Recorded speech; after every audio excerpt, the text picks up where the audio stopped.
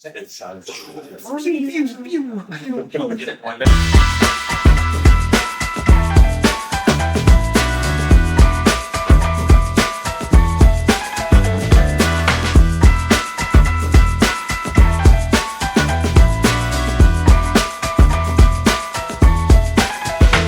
at MR Factory in Madrid. I have a pleasure to talk with Dino Muhić from Frankfurt. Dino is a fantastic artist. I'm a big fan. First time I've seen Dino's name was in Octane groups. He was a really active user. Besides that, Dino is a great director and artist himself. And now, since recently, Dino is the director of product at OTOY. And I personally, Dino, am seeing a lot of changes in OTOY, in render network, and this is what I would like to talk about today. Yeah, sure. I hope for the best. Yeah. Would you like to add anything about your career? Because I think it's a really important point that not just anyone, but an artist is at such role as yours. Yeah, I'm really grateful that I got the chance to do this. Because, like you said, I started as an artist. Back after my graduation from the university, I directly went into freelance. Did this for, I think now 12, 14 years. But right now it's, I think, in my 15th year being freelance. And last year I got the chance to join OTOY. And now finally got to actually work on the product, which is really cool. So this is really something I never have thought of like 5 years ago, or something that I can actually be there and talk with the devs and have like really deep conversations about the core functions of Octane and how everything works together.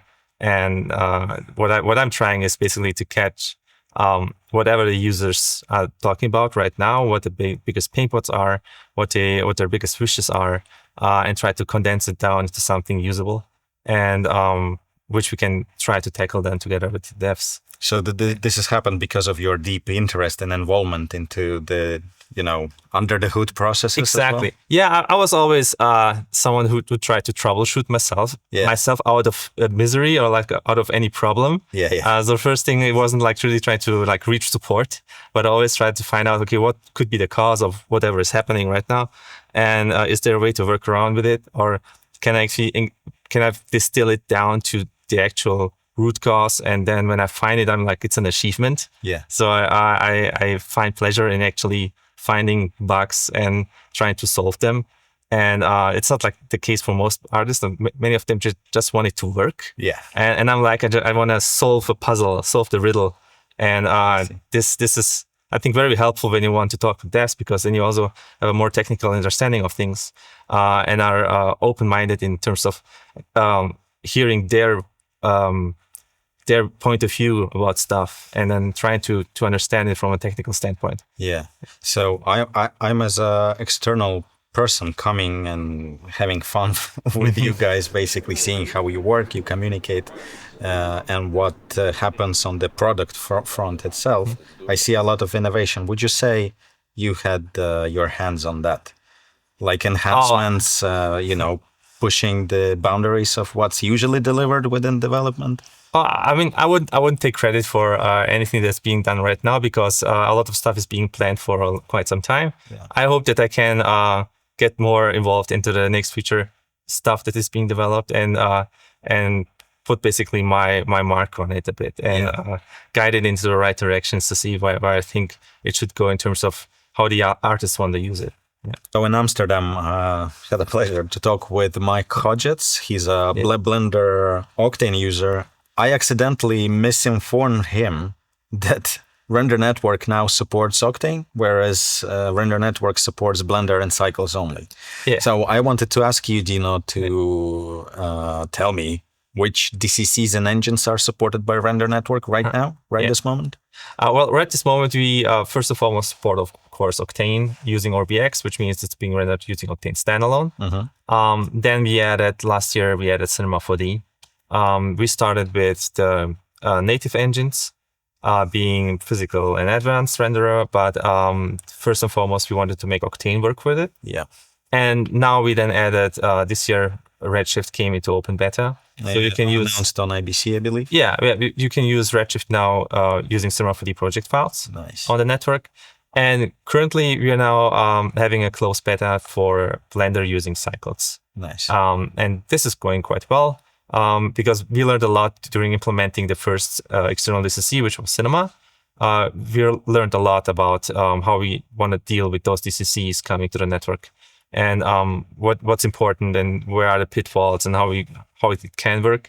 And we were able to use that expertise and knowledge that we gained and apply it to the Blender integration, which means that the Blender integration went much quicker than the Cinema 4D integration.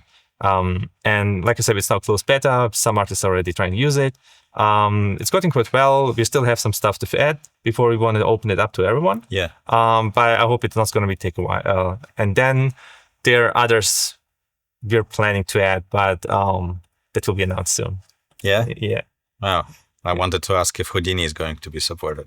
Well, you want a Houdini be supported? Of course.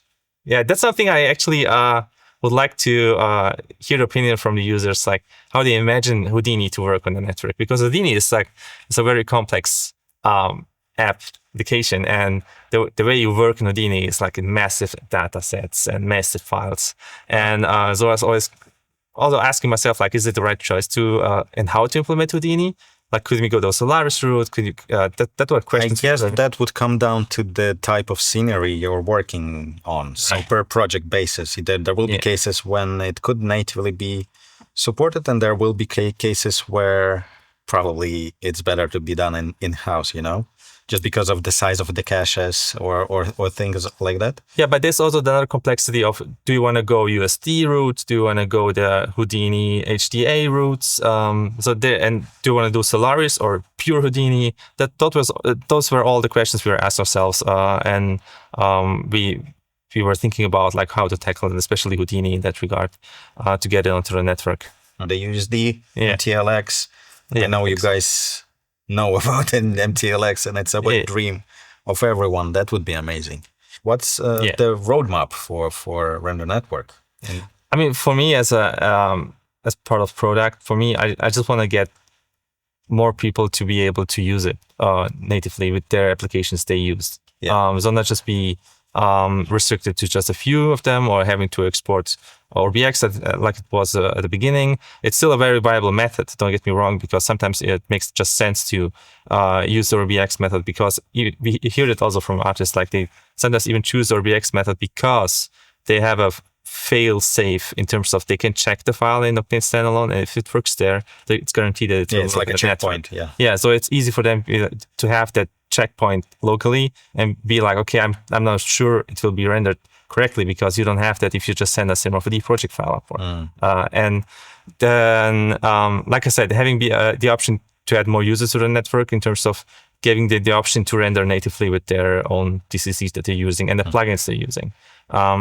It be Octane, Redshift, possibly even some others later. So, like Arnold, for example, could be a way. I think the Arnold users could benefit a lot from the network. It's been some time since IBC, an announcement of Cinema 4D and Redshift. Do you guys have any statistics on? Do you see any increase in users or not yet? We did see increases users, and especially I think it's mostly studios. I think which will be really attracted to it, because it could be an option to go if they don't have a local render farm themselves. This could be a really good option for them, because you don't have to pre-invest all the money for the hardware. So I think it should be more direct to studios, but of course everyone who uses Redshift and Cinema 4D is welcome to try it out. And we also have the grants and everything for you to support it. renderfoundation.com/grants. Yes. You can submit like a really short description of your project, and then it will be evaluated, and then there's the foundation basically funds you, subsidize you to try it out on the network. Yeah, perfect example of it is Mike Hodgetts from Amsterdam, who rendered Simplates, and basically Render Network made their business possible, because otherwise they were rendering one plate. It's a 20K resolution 360 map that was rendering for 3-4 weeks in-house, and Render Network is doing it in several hours. So the guys were able to be on set, have feedback from a director, in the morning and have the amended plate by lunchtime. Yeah, and or like latest next day they can have it. They can submit the files. They can have it on the same day, and it's like we said, it could be like 1 gigabyte per frame. Yeah, EXR, because they also render out all the different AOVs. Because what they like to do is they like to composite them on set, and then if the director says, "I want to have this one light or the sunlight dialed down," they can just dial it down because they render all the light passes, which is a really cool method. But it's huge data, and the network actually works fine with it.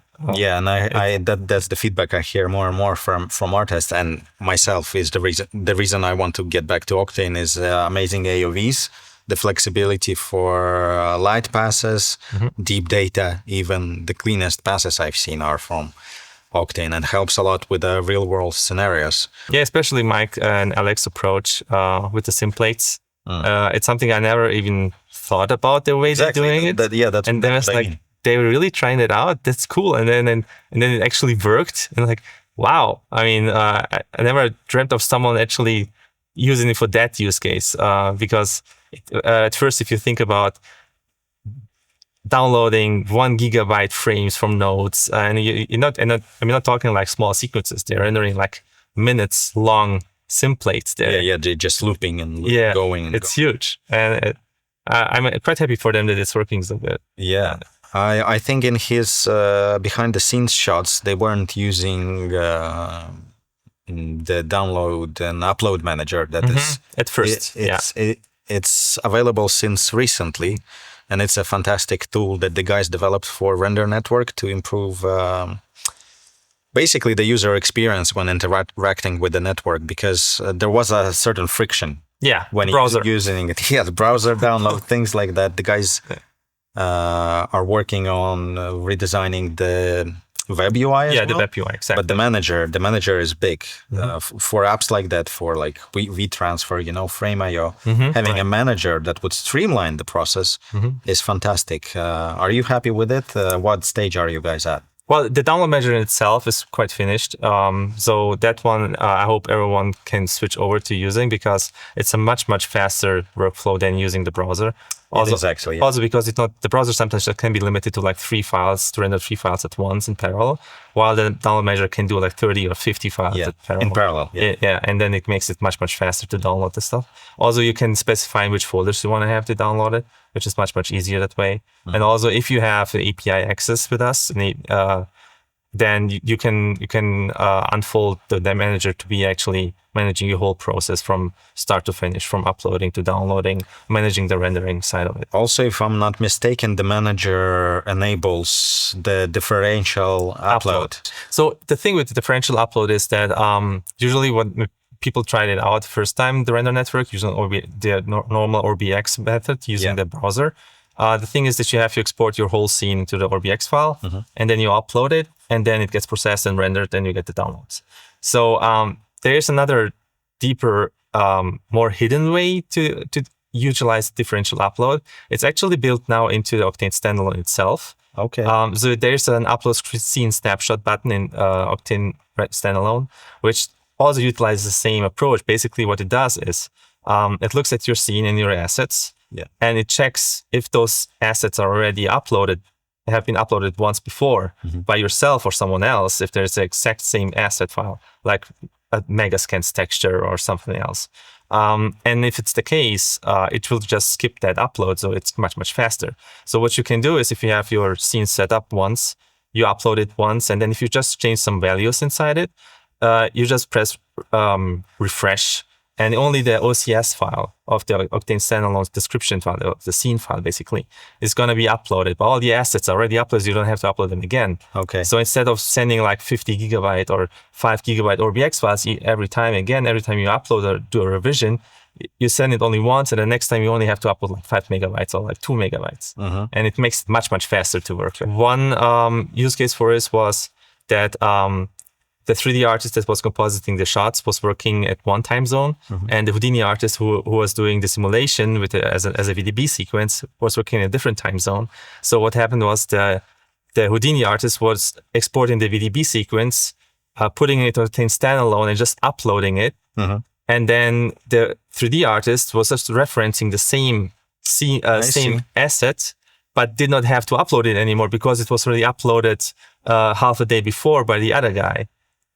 And so they were saving a lot of time this way. Otherwise, they would need to do the whole cycle themselves first, where one gets the files and then the other uploads them again. And you save a lot of time this way. So we're able to work asynchronously on the shots. Can we expect improvements on UI front? Because it's, as I use it from a user standpoint, that's not the most convenient thing at the moment on the web interface, at least. Well, the web interface is now, if you look at it, it's now like over 4 years old. Yeah. So it definitely needs a revision, and we're currently working on it to have a completely new website next year, hopefully. Another feature that we're currently working on is presets. There's something that you have in a full-fledged manager if you have API access, but now the web app will also support presets. So basically what you can do is you can define a preset using a job and then say, okay, this job, take this job and use it as a preset. And if I upload another scene, just take this preset and render it. So you don't have to set it up all the time. Yeah, so again, if you're working on a whatever scenery with multiple shots, you just reuse the presets on the network. Yeah. You create a preset and use it on each of those scenes. So everything is built to basically speed up the production process. Yeah, that was my main concern basically, that I want to improve that workflow for the artists. That they don't have to do the whole thing for each job, which is currently the case. You have to upload, you have to set the render settings, you have to manage the files, you have to download it. And at the best case, it should be just, you have an X amount of project files, you drag them in, you select the preset, and it will do everything automatically up to the point where it actually downloads the files into the predefined folders. And you don't have actually to manage anything. It should just work with like one click. That's the final goal that I tried to get. Was it you who developed the Cinema 4D wizard, the checker? I was managing the development of it. Yes. So there's a checker wizard basically for Cinema 4D only. Yeah, it's for Cinema. Right now it's for Cinema 4D. It will also probably make one for Blender because it just makes sense. Yeah. Because what the wizard does is it checks your scene for everything that's important to know when you render on the render farm. Not just for us, but there's like general stuff that you have to do to prepare your scene file to be rendered correctly on the render farm. Like a very simple example is caching simulations. Like if you have a simulation, it's not cached, and you send it to any render farm because the scene will be distributed to different nodes. Each of them will calculate the simulation themselves, and then you end up with nonsense because everything will look different. Yeah. So what you always have to do is you have to cache those simulations first before you upload the files, not just on our render farm, but like on any render farm. And what the wizard does, it goes through your scene, it looks for any simulations that you have done, be it particles or cloth or soft body, rigid body, whatever. And if it's not cached, it notifies you that you have to cache it, and it enables you to cache it. So there's a one cache button which caches all your simulations and makes sure that it's all there. And also any other stuff, like if you're using custom OCIO configurations, which we obviously cannot have on the node because we cannot send your configuration to the node, then it also will notify you in that case so that you can prepare the scene file correctly. How is ACES working? Is it embedded into the clients though? Well, with ACES, it works the way that we're using the internally shipped ACES configuration that Cinema 4D has in their, I think, modules folder, because there is one they're using internally themselves. And what we simply can do is we can refer to that one. So as long as you're using that one, it's totally fine. This wizard will not throw out any error or something. Only if you're using a configuration that's outside of the Cinema 4D root folder or not belonging to Cinema 4D, then it will notify you about that. I don't know, it makes me happy or sad, the fact that when I was doing my introduction to ACES video, Cinema 4D didn't even know what ACES is. True, yeah.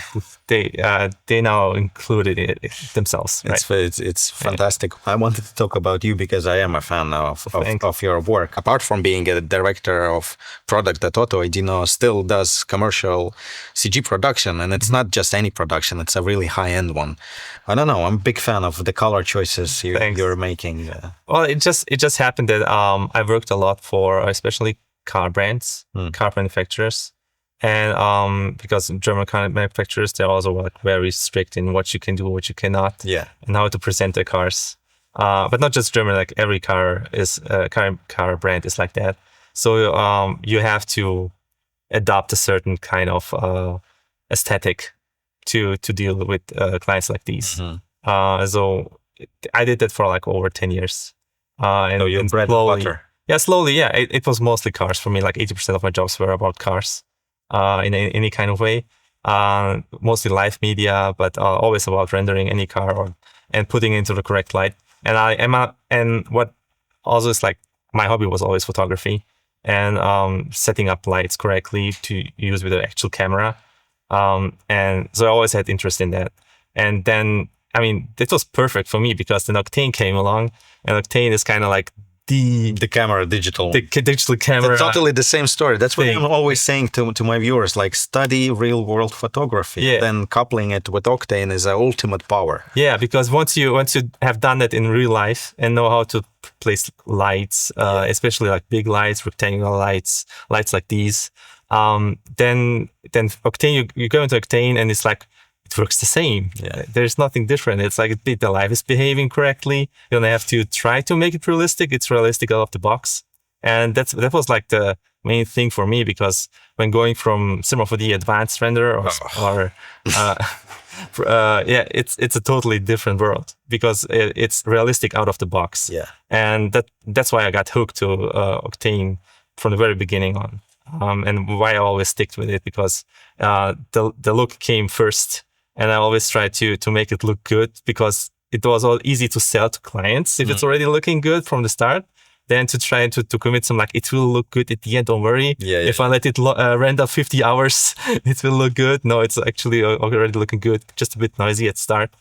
So it was pretty easy to convince the clients this way that it's going to be looking good. So it was always a tool of choice for myself. That's cool. Yeah. Respect.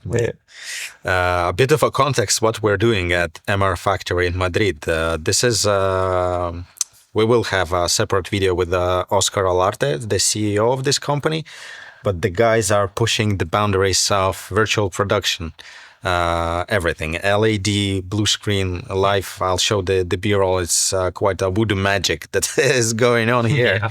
Really, it's live keying, super clean one with interactive lights around you, something that wasn't possible like a year ago. Oscar is a fantastic visionary. He's pioneered virtual production in early 90s, and he is really, really keen to have Octane back in his pipeline. There are certain problems that obscuring this transition process, and Dino and some developers are here. We're talking with people who really are in the field, are using Octane, are using network. And you see what's going on? What I mean? That's a real world feedback feeding into developers of Octane and getting implemented much faster than it was maybe before. That's what's happening under the hood at OTOY and Render Network. And I'm so excited about it. How does your year look like these days? Basically, majority of it is director of products, but do you still do commercial work for clients? Yeah, I actually do. It's split 4-1, so 80%, 20%. I still want to keep maintain that part of my life, because I want to be in the field, you know. Yeah, well, I was curious if you're retired or not. No. I just want to be. It was clear from the start. Like, I want to be still in the trenches and like experience what artists experience right now. Yeah. And what the issues they're dealing with right now, and where the whole industry is going. Because it's another thing if you're actually working with it, than if you're just observing it and trying to steer the ship. But actually be inside the ship and having to fight the same battles, it's a different thing. And probably troubleshoot, because of course. Is this what keeps you up at night? It's more calls with people around the world that keep me up at night. Okay. Because I also I have calls with many from LA side to the New Zealand side. Yeah, so it has to span the whole. OTOY team is all over the world. Exactly. Yeah. And like myself, I'm in Europe. So that's usually what keeps me up at night. But but then I tried to switch it around a bit to keep family and kids and everything intact. How's that working out? What do my eyes say? Kind of know. It's working. I'm really happy the way it's right now. I wouldn't change it. It's a wonderful time, mate. Yeah, and I can be here, which is really cool. What drives you as an artist and as a leader of a team like that? I just want to make it easier for the artists. And like I'm still in core. You don't want anyone else to suffer. You suffer yourself for the people. Yeah, pretty much. It should be as easy as possible for them to create and to have fun creating. I think this is really important. I really see the progress on that front, really, truly, with the manager specifically. Yeah, we started a lot with the render network, but I also want to go into the Octane core and plugin side of things. Okay. And to improve that part too, especially the Cinema 4D plugin, because I was using it for more like 10 years. That's the biggest user base, I believe. Yeah. Cinema 4D. Pretty much, yeah. And so I'm really keen on making that as good as possible, and working out with the team developers, like how we can improve it and where to go with it in the next years. So there's a lot coming in that regard. Cool. Yeah, I wanted like I had a list of issues that were bothering me for years when I was just an artist. So I'm really happy that I can actually finally tackle those issues with Are they fixed now? We're working on it. Yeah. Okay, your own issue is still working. Yeah. Cool. Yeah. That's really cool. You'll see the results of those hopefully next year. It's gonna be big. Yeah. Okay. Thank you, Dino. Thank you very much. Pleasure to see you. Same, man.